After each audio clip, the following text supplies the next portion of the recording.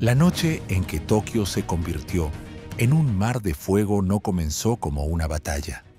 No había frente, soldados ni armas en mano. Solo había oscuridad y 300 máquinas que traían consigo una tormenta capaz de borrar una ciudad entera.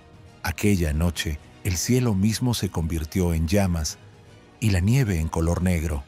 Lo que sucedió resultó ser más terrible que las explosiones atómicas, pero se prefirió guardar silencio al respecto. Algunos lo llamaron victoria, otros un crimen, pero la verdad, oculta bajo las cenizas de aquella noche, es más espantosa que cualquier confesión. La noche sobre el Océano Pacífico respiraba una extraña calma. Bajo una densa capa de nubes se escondía una armada como el mundo nunca había visto. Cientos de gigantes plateados, los pesados B-29, se extendían en una cadena, como una sombra sobre el mar. Sus motores rugían al unísono, creando un zumbido bajo y tembloroso, un sonido del que la oscuridad misma parecía volverse más densa. En cada uno de estos aviones descansaban miles de cilindros llenos de una mezcla viscosa, napalm y gasolina. Todo se preparaba para el vuelo hacia el este, hacia una tierra donde, bajo la pálida luz de la luna, dormía una ciudad que aún no sabía que quizás no vería el amanecer. Entre los pilotos reinaba un tenso silencio. Nadie decía una palabra de más. Las órdenes eran claras. Rumbo a Tokio. En el cuartel general, la operación fue llamada sin rostro Meeting House. Pero detrás de esta palabra seca se escondía una idea que cambió la naturaleza misma de la guerra. Después de meses de bombardeos puntuales fallidos, el mando decidió que la cirugía ya no funcionaba. Ahora entraba en acción la fuerza bruta. El objetivo no era una sola fábrica o una base militar, sino toda la ciudad como un mecanismo único. Destruir no solo las fábricas, sino también la voluntad misma de resistencia. En las islas del archipiélago de las Marianas, donde se preparaba el despegue, los mecánicos trabajaban sin dormir. En cada hangar brillaban destellos de soldadura. El olor a queroseno se mezclaba con el calor de los reflectores. Las bombas se colocaban cuidadosamente en los compartimentos, se revisaban las válvulas, la densidad del napalm, las mediciones de peso. Los comandantes caminaban entre las tripulaciones sin alzar la voz. Todos sabían que aquella noche sería larga. En el cuartel general, el general LeMay lanzó una frase corta: «Todo debe terminar antes de que se den cuenta de lo que está sucediendo». Su frase quedó suspendida en el aire como una orden de la que no se podía retractar. Tokio, mientras tanto, se sumergía en su ritmo de vida habitual. La gente apagaba las luces, cerraba las persianas, escuchaba la radio, donde los locutores aseguraban que los estadounidenses estaban al límite de sus fuerzas. Los niños dormían en casas de bambú, sin saber que cada una de ellas se encontraba sobre un barril de pólvora. Los barrios de madera, las calles estrechas, los techos de papel y madera, todo esto convertía a la ciudad en un objetivo ideal para una tormenta incendiaria. Pero los japoneses creían en un milagro, en que el espíritu de sus ancestros protegería la capital del imperio. En lo alto sobre el océano, las luces de los aviones parpadeaban en la oscuridad total. El intercambio de radio se limitaba a palabras cortas, casi susurradas. Los navegadores verificaban el curso. Las agujas de los instrumentos oscilaban rítmicamente. En las cabinas olía a metal, a sudor y a ozono. Algunos pilotos apretaban en sus manos fotos de sus familias, guardadas en los bolsillos del pecho. Para ellos, este vuelo no era solo una misión. Tenía que poner fin a una guerra que devoraba vidas a ambos lados del océano. Cuando aparecieron los primeros contornos de la costa japonesa, La noche pareció encogerse. Bajo las alas brillaron luces, faros, barcos de pesca, raros destellos de reflectores, ni cazas, ni trazas antiaéreas. La defensa apenas daba señales de vida. Todo parecía demasiado tranquilo, como si el propio país hubiera decidido no notar la desgracia. El comandante de la primera ola dio la orden. Las compuertas de carga se abrieron de golpe. El viento irrumpió, sacudió las banderas, arrancó los mapas. Abajo yacía una ciudad inmensa, millones de luces, millones de vidas. Y en ese instante, del vientre de los aviones comenzaron a caer los cilindros, brillando a la luz de la luna como una lluvia de frutos metálicos. Cayeron durante mucho tiempo, silenciosamente, hasta que se encontraron con la Tierra. Segundos después, sobre Tokio se levantaron las primeras lenguas de fuego. La oscuridad se iluminó con una luz naranja. Las llamas se extendían por las calles, devorando todo a su paso. El cielo sobre la ciudad se volvió carmesí, como si el sol hubiera decidido salir en medio de la noche. Y allí, en lo alto, en el aire frío, los pilotos ya veían el resplandor y comprendían. Ha comenzado. La operación Meeting House había entrado en acción y no había vuelta atrás. 72 meses atrás, una mañana, el mundo escuchó un insulto que no se apagó en los corazones de los estadounidenses. El 7 de diciembre de 1941, el ataque repentino a la flota del Pacífico dejó no solo barcos destrozados y muelles dañados, dejó la sensación de que se había tocado el núcleo mismo del orgullo nacional. Esta sensación se tradujo en algo más que un simple plan militar. Generó un deseo de responder de tal manera que el enemigo nunca más se sintiera seguro. La respuesta no nació de inmediato ni de decisiones solitarias de los cuarteles generales. Tomó la forma de pequeños pasos audaces que demostraron que América no había olvidado ni se había roto. Entró en escena un piloto con una mirada firme y una idea que parecía desesperada, pero necesaria. 16 bombarderos ligeros, adaptados para un vuelo prolongado, tomaron rumbo a las islas japonesas desde la cubierta de un portaaviones.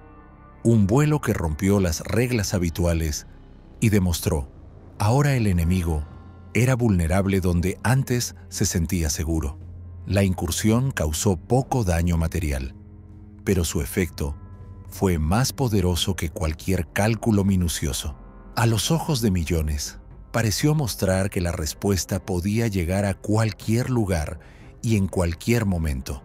El liderazgo japonés no podía no reaccionar. El honor herido exigía medidas y la reacción fue rápida y despiadada. Refuerzo de los grupos de defensa, reorientación de la flota, fortalecimiento de la guardia costera. Pero al mismo tiempo, las mentes estadounidenses trabajaban en otra respuesta. No un ataque solitario, sino una herramienta que pudiera alcanzar más lejos y llevar una carga mucho más pesada. El pensamiento de ingeniería de ambos lados se convirtió en una carrera. ¿Quién crearía primero el medio capaz de cambiar el curso de la campaña? En las entrañas de las fábricas y campos de pruebas nacía un gigante. No se parecía a los aviones viejos. Era más grande, con una mayor autonomía, con la capacidad de transportar cargas mucho mayores. Este aparato incorporaba soluciones innovadoras, nuevos motores, estructuras reforzadas e instrumentos de navegación que permitían operar a distancias de las que antes solo se hablaba en papel. Para los desarrolladores, no era solo un avión, era la respuesta al desafío, la esperanza de poder atacar no selectivamente, sino el corazón de la industria enemiga. Sin embargo, el nacimiento de la máquina pasó por pruebas y errores. Los primeros vuelos revelaron imperfecciones que requerían trabajo nocturno y reestructuraciones. Los técnicos dedicaron miles de horas a la puesta a punto de cada mecanismo, de cada sistema de verificación. A veces parecía que la estructura nunca sería lo suficientemente confiable, pero precisamente en esa tenacidad estaba la esperanza de perfeccionar aquello que cambiaría la correlación de fuerzas. Cuando los planos se hicieron concretos y el primer prototipo apareció en la pista de despegue, se reunió una multitud de ingenieros y militares. Sus miradas se deslizaban sobre las alas masivas, sobre las juntas y sobre los compartimentos de carga en los que se podía colocar una cantidad increíble de equipo. En ese momento quedó claro que no era solo una máquina, era un puente hacia un nuevo nivel de aplicación de la fuerza. Prometía llevar el fuego más lejos de lo que un comandante podía haber pensado antes y hacerlo con una regularidad que no requería toda la flota. La demostración fue corta y sin palabras innecesarias. Quien observaba la demostración podía imaginar la imagen de futuras noches, cuando no objetivos individuales, sino barrios enteros estarían en la zona de impacto. Los ingenieros, cansados, con las manos manchadas de grasa, intercambiaron asentimientos silenciosos. Su trabajo había dado al mundo una herramienta capaz no solo de aplastar muros de fábricas, sino también de cambiar la forma de la guerra para siempre. Fue en ese momento que muchos se dieron cuenta. La respuesta, nacida de la humillación, había tomado forma, y esa forma podía traer consigo no solo el fin del conflicto, sino también preguntas a las que, tarde o temprano, habría que buscar respuestas. La aviación estratégica estadounidense entraba en una nueva fase de la guerra. Los planes que al principio parecían precisos y casi matemáticamente verificados comenzaron a desmoronarse bajo el asalto de la realidad. En teoría, los B-29 debían extirpar quirúrgicamente el poder militar de Japón. Fábricas de motores, almacenes de municiones, astilleros navales. En la práctica, cuando los gigantes se elevaban al cielo, se enfrentaban a un enemigo invisible: los vientos. Las altas corrientes de aire sobre las islas convertían el bombardeo de precisión en un juego de azar. Las bombas caían en campos, en barrios residenciales o incluso en el océano. El general Haywood Hansell, un hombre de voz suave y con fe en la pureza del enfoque estratégico, observaba día tras día cómo sus fórmulas ideales se estrellaban contra la imprevisibilidad del cielo. Creía que se podía ganar sin rebajarse a la destrucción de ciudades, pero los informes del frente se volvían cada vez más sombríos. El combustible se desperdiciaba, las pérdidas aumentaban y las fábricas en Japón seguían produciendo armas. Washington exigía resultados y la paciencia del alto mando se agotaba. En algún momento, un silencio se cernió sobre el cuartel general, como antes de una tormenta. Hansell iba a ser reemplazado por un hombre que no creía en las medias tintas. Su nombre se pronunciaba con recelo, incluso entre los suyos. Curtis LeMay, joven, de rostro cuadrado y con una mirada en la que no había dudas. Lo consideraban grosero, pero en su grosería se percibía una lógica fría.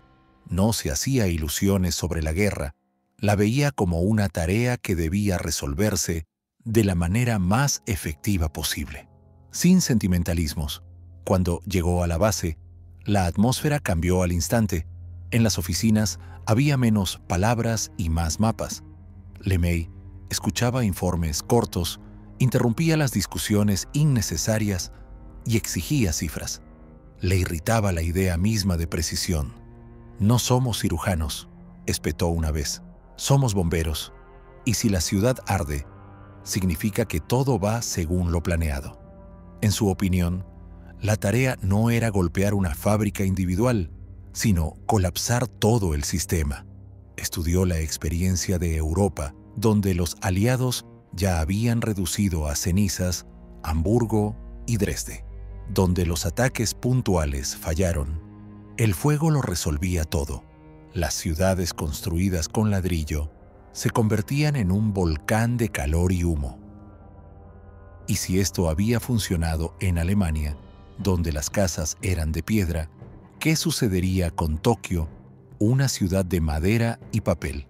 La respuesta era obvia y no requería cálculos especiales. A sus oficiales, LeMay les decía directamente: hay que cambiar no solo la táctica, sino también la filosofía misma del ataque. Altura abajo, puntería más amplia, más munición. Y lo principal, olvidar las restricciones morales. Comprendía las consecuencias. Repitió en varias ocasiones que después de la guerra muchos querrían escuchar una justificación, pero no podía haber justificaciones si se lograba el resultado. En las reuniones nocturnas, se paraba frente a un enorme mapa de Japón. En él se marcaban con alfileres rojos las ciudades de Kobe, Nagoya, Osaka, pero la mirada del general se detenía invariablemente en una: Tokio. Observaba en silencio el entrelazado de calles, la densidad de los barrios, las zonas costeras. No era solo una ciudad. Era un objetivo capaz de convertirse en el símbolo de un cambio en toda la campaña. Cuando el cuartel general se vació, se quedó solo. El ligero humo de un cigarro llenaba la habitación. Fuera, rugían los motores de los aviones listos para nuevos despegues. Miró el mapa durante mucho tiempo. Luego pronunció en voz baja una frase que nadie escuchó, pero que luego pasaría a la historia. Si perdemos, seremos juzgados como criminales de guerra. Luego apagó el cigarro, puso la palma de la mano sobre el mapa de Tokio y le dijo brevemente a su ayudante: empezamos. Las ciudades que debían ser borradas del mapa no eran planos uniformes o complejos industriales sin alma. Eran tejidos vivos, entrelazados con calles estrechas, patios, pequeños talleres y puestos nocturnos. En Tokio, una fábrica podía estar ubicada en una casa donde por las mañanas se horneaba pan, una máquina al otro lado de la pared del dormitorio. Los techos eran ligeros, las paredes delgadas y el espacio entre las casas mínimo. Los materiales con los que se construían las viviendas y los puestos eran altamente inflamables: madera, papel, tejas de paja. En tal entramado urbano, una chispa se convertía en un incendio más rápido de lo que se tardaba en recorrer un barrio. Los ingenieros de los campos de pruebas estadounidenses lo entendían no solo por los planos, sino también por modelos a escala. Construyeron maquetas de barrios, colocaron filas de casitas de materiales ligeros y observaron cómo el fuego saltaba de techo en techo, cómo las corrientes de aire caliente elevaban las llamas en columnas, convirtiendo muchos pequeños fuegos en uno enorme. Estas pruebas eran pura práctica. ¿Cuántos elementos pequeños se necesitan para causar una catástrofe? ¿Qué tipos de cargas dan el espectro de daño más amplio? ¿A qué altura de lanzamiento se maximiza el área afectada? Todo parecía un experimento de ingeniería. Tablas, gráficos, informes nocturnos, con datos sobre la temperatura y la velocidad de propagación del fuego. Paralelamente al aspecto científico, estaba la rutina viva de la preparación en las islas desde donde despegaban los aviones. Los hangares en Saipán y Tinian parecían hormigueros. Los mecánicos se apresuraban, los cargadores reubicaban contenedores, los pilotos pasaban las últimas comprobaciones. Para llevar más carga, Se modificaron algunas instalaciones a bordo, se retiraron armas innecesarias, se aligeraron los elementos de blindaje, se redistribuyó el combustible, todo lo que permitiera agregar unas pocas docenas más de proyectiles incendiarios. Era pragmático y cínico al mismo tiempo. El cálculo del peso y la aerodinámica se entrelazaba con la comprensión de que cada kilogramo extra a bordo era otro foco de incendio abajo. También hubo una prueba moral, pero sus resultados quedaron dentro de los orgullosos corazones de las tripulaciones. En conversaciones privadas, algunos señalaban pensativos que se les estaba dando no un arma contra un ejército, sino un medio de destrucción masiva del paisaje urbano. Otros guardaban silencio, concentrados en el procedimiento de desenganche de las bombas, la verificación de los informes meteorológicos. Los comandantes explicaban la ruta, la altura de aproximación, el orden de las acciones en caso de encuentro con el fuego enemigo.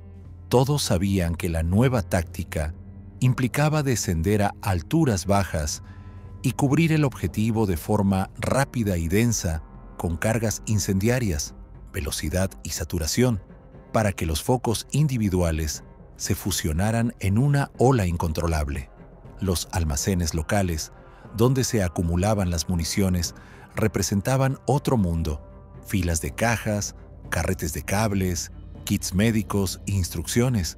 Pero en el centro de todo estaban los contenedores metálicos con elementos incendiarios, de los que dependía, literalmente, la escala de la futura catástrofe.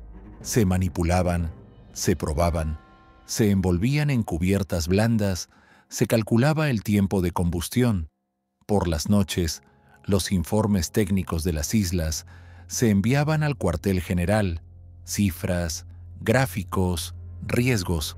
Parecía que la guerra se había convertido en un problema de optimización. ¿Cómo obtener el máximo efecto con el mínimo de pérdidas de recursos propios? Las tripulaciones que recibieron instrucciones en las últimas horas antes del despegue ya conocían la esencia. No sería una exhibición de ataques aislados, ni un intento de dar en el único corazón de una fábrica. Se les pedía que imaginaran no un objetivo, sino un campo cubierto de múltiples blancos, cada uno de los cuales debía ser alcanzado para que al final resultara un enorme campo de fuego. Se discutieron los riesgos de las alturas nocturnas, las posibles intercepciones, el comportamiento de los torbellinos de fuego, y cuando se doblaron los últimos mapas, los relojes de aviación contaron los minutos hasta el despegue. Los pilotos recibieron la frase clara que no dejaba ambigüedad. Su misión: convertir la ciudad en un foco continuo de incendio. Esta consigna pesaba en sus pechos. Por un lado, una pared de cálculos y procedimientos técnicos. Por otro, resonaba el lado humano. Casas, mercados, personas que por la mañana podrían despertarse y no reconocer la calle por la que caminaron toda su vida, pero las decisiones ya estaban tomadas, la técnica revisada, y en los hangares sonaban las últimas órdenes: prepararse para el ascenso, revisar las máscaras de oxígeno, alinear los bolsillos con los mapas. Pronto, los pájaros de acero se alzarían en el cielo nocturno, llevando consigo el producto de cálculos precisos y una elección difícil: unir en una sola acción la fuerza capaz de despojar a la ciudad de su forma habitual de existencia. Al caer la tarde del 9 de marzo, sobre los aeródromos de Tinian, no solo se espesaba la noche, sino también la espera. El aire estaba saturado con el olor a queroseno, metal caliente y miedo, cuidadosamente escondido detrás de la disciplina de las tripulaciones. Sombras enormes se movían sobre las pistas de despegue de los B-29 cuyas alas proyectaban franjas densas de luz lunar sobre el hormigón. Los ingenieros gritaban algo a través del rugido de los motores. Los mecánicos cerraban las escotillas. Los pilotos revisaban los instrumentos. El tiempo se puso en marcha.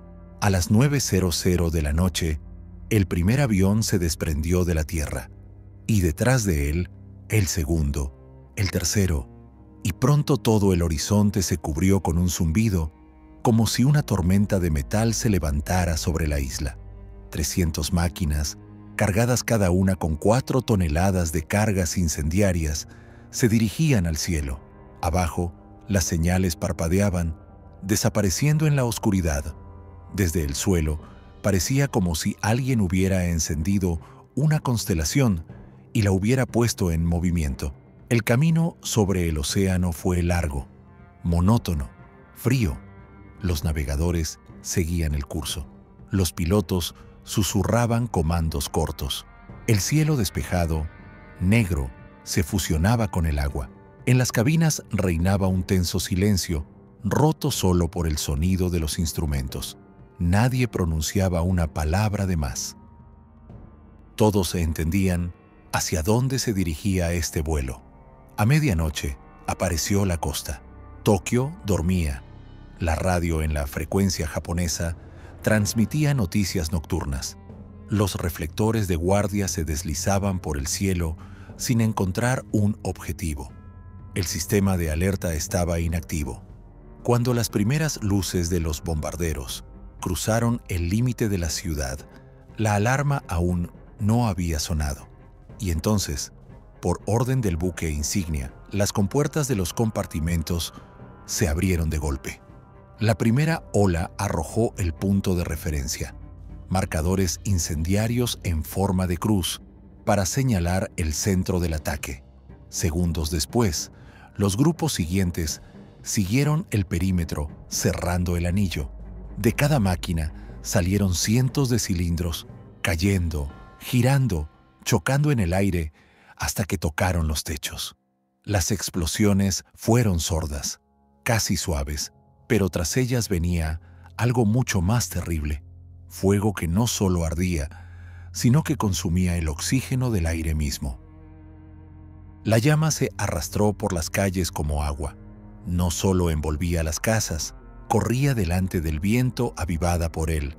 Muros de madera, vigas lacadas, tabiques de papel. Todo se encendió al instante. En 10 minutos, los barrios de Shitamachi se convirtieron en una enorme antorcha. La temperatura subió a 1000 Celsius. El aire se convirtió en un enemigo invisible. Las corrientes calientes levantaban escombros y la gente era succionada hacia el epicentro. Los pilotos veían cómo sus aviones temblaban por el calor, cómo la vibración iba de ala en ala. Algunas máquinas se elevaban inesperadamente. Las corrientes de fuego las levantaban cientos de metros. Luego, se hundían con la misma brusquedad en las capas frías del aire. El comandante de una de las tripulaciones diría más tarde: fue como volar sobre el aliento de un volcán. En el suelo, la gente corría a donde podía. La llama iba más rápido que un paso. Aquellos que buscaron refugio en los sótanos pronto se ahogaron porque el oxígeno desaparecía. Otros se lanzaron a los canales y ríos. El agua salvadora recibió a miles de cuerpos, pero incluso allí el fuego llegaba a la superficie y el vapor se levantaba en nubes, cubriéndolo todo. Un testigo recordó que el agua hervía y el aire sobre ella era denso como el humo. Una mujer llamada Haruyo salió corriendo de una tienda con un niño en brazos y sintió cómo el viento la arrastraba de vuelta, tirando con tanta fuerza hacia el fuego. Se caía, se cubría la cara con las manos. Oía un crepitar parecido a gritos. La gente se convertía en sombras corriendo en diferentes direcciones y desapareciendo en la bruma incandescente. Desde lejos, los pilotos observaban cómo la ciudad se convertía en un mar de luz. Al principio era una mancha, luego creció hasta ocupar todo el horizonte. Desde donde debía estar Tokio, se levantaba una columna gigante de humo que se elevaba en espiral como si la tierra misma estuviera ardiendo. Un ingeniero de vuelo dijo más tarde que incluso a una distancia de 150 millas se veía el resplandor como si estuviera saliendo un segundo sol. La noche no tenía fin. Cuando los últimos aviones giraron para el curso de regreso, ya no había una ciudad debajo de ellos, solo un mar de fuego en el que se movían olas de calor. Las cenizas subían al cielo y caían de nuevo, convirtiéndose en nieve negra. Se posaba sobre los techos carbonizados, sobre los ríos, sobre las personas que aún intentaban salir. Esta nieve no se derretía. Permanecía hasta que el viento la llevaba hacia el mar, donde el fuego finalmente se encontraba con el agua. La mañana en Tokio llegó sin luz. El sol no penetraba a través de la densa cortina de humo y el cielo, generalmente de un azul pálido, se volvió gris, casi metálico. El aire olía a madera quemada, hollín húmedo y algo más, una mezcla que no se podía nombrar de polvo, metal y pérdida. La ciudad, que ayer hacía ruido, reía, comerciaba y vivía, ahora se había convertido en un campo continuo de carbón. Los barrios desaparecieron. Donde estaban las calles, solo quedaban franjas negras de tierra, donde se podían distinguir los contornos de escaleras, marcos de puertas, hornos. De los sótanos, de los ríos, de las grietas, salían los que sobrevivieron. Se movían lentamente, como en un mundo ajeno. Muchos no tenían zapatos. La piel se les pegaba a las cenizas calientes, pero nadie notaba el dolor. Una mujer con un kimono rasgado estaba parada en medio de lo que antes fue su casa. Frente a ella se extendía un vacío sin rostro, y en el lugar de la tienda donde su marido vendía especias, había un hoyo lleno de cieno gris. No gritaba ni lloraba, solo miraba cómo copos negros caían lentamente del aire. Se posaban en sus hombros, cabello, pestañas. Era nieve, pero no invernal. Era ceniza que caía del cielo, el último toque de la ciudad a sus habitantes. Así, nació por primera vez el nombre Noche de la Nieve Negra. Todo lo que aún podía llamarse calle se llenó de gente que se buscaba. Algunos llamaban por sus nombres, otros buscaban agua, otros simplemente caminaban hacia adelante sin saber por qué. A un lado de las carreteras principales, más cerca de las colinas donde se alzaban las mansiones, las casas se salvaron por un milagro. Sus techos eran más fuertes, las paredes de piedra más frescas, los estanques de jardín un refugio del calor. Allí, detrás de las puertas, la vida parecía diferente. Té en porcelana, guantes blancos, noticias inquietantes de la capital. Pero incluso hasta allí llegaba el olor a quemado, y los ricos salían a los balcones, mirando el humo negro que se elevaba desde las llanuras. El contraste entre estos dos mundos se volvió insoportable. La ciudad ardía no solo físicamente. En ella ardía un sentimiento de injusticia.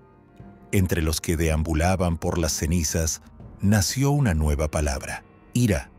No solo hacia quienes lanzaron las bombas, sino también hacia quienes permitieron que las calles sencillas se convirtieran en víctimas de decisiones ajenas. Cuando el humo finalmente comenzó a disiparse, se reveló una verdad que no se podía mirar. Más de 100.000 vidas se disolvieron en una noche. 1 millón se quedaron sin techo. Otras ciudades se preparaban para lo mismo, y los pilotos estadounidenses, al regresar a las bases, vieron el resplandor sobre el horizonte durante mucho tiempo. Una mancha roja que se desvanecía en la niebla matutina. En el cuartel general de las Marianas, todo transcurrió sin mucha pompa. Los informes fueron breves.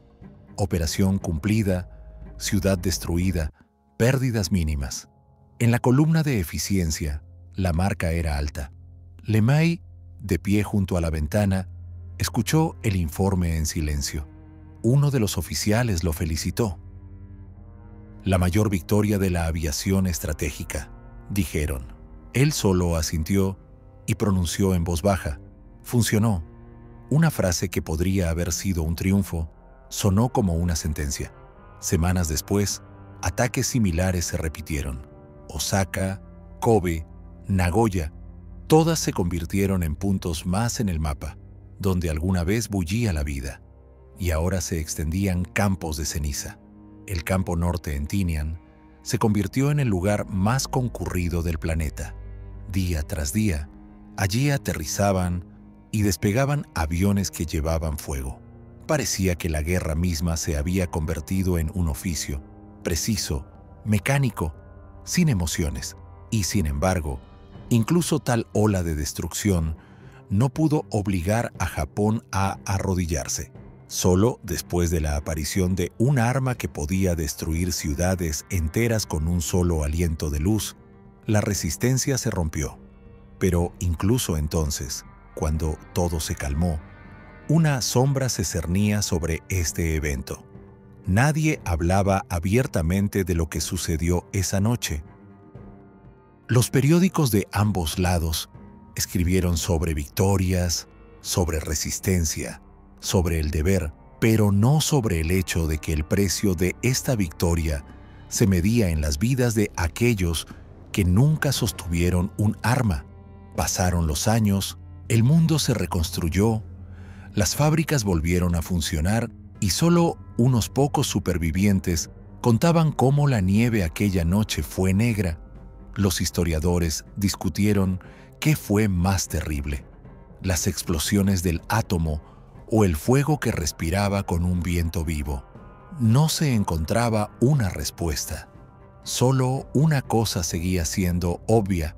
En marzo de 1945, la humanidad aprendió por primera vez a destruir ciudades más rápido de lo que lograba comprender lo que estaba haciendo.